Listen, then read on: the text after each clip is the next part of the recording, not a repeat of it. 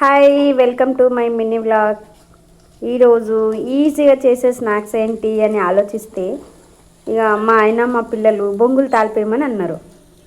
అనేసరికి ఈజీగా అయిపోతుంది, నాకు కూడా పని తొందరగా అయిపోతుంది అని చెప్పేసి నేను కూడా బొంగులు తాలిపేద్దామని చెప్పేసి ఇక ఇవన్నీ కట్ చేసుకున్నా.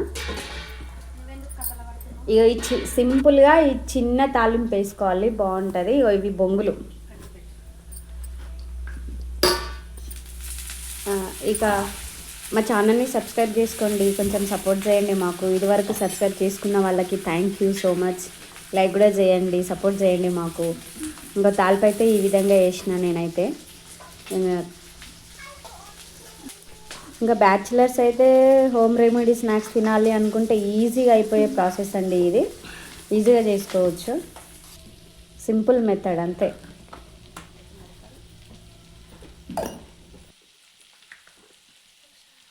నన్ను అడిగితే సింపుల్గా తొందరగా అయిపోయే స్నాక్స్ ఏంటంటే నేనైతే ఈ బొంగుల తాలిపి అని చెప్తా.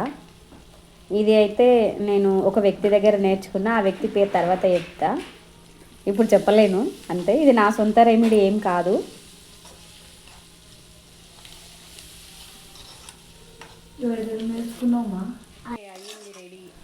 రెడీ అయింది, ఇక బొంగులల్లో కలుపుతున్నా. బొంగులు అంటే కొన్ని ప్లేస్లల్లో అది బూతు అని అంటారు, మాకేం కాదు. బొంగులు అంటే ఇక మురుమురాలు అంటారు కదా, ఇవే బొంగులు.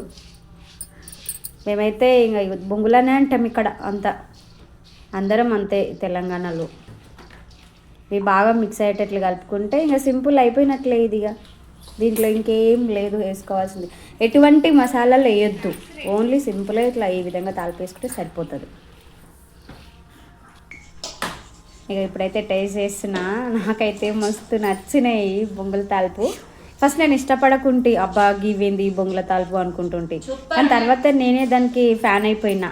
బాయ్ అండి, బాయ్ బాయ్.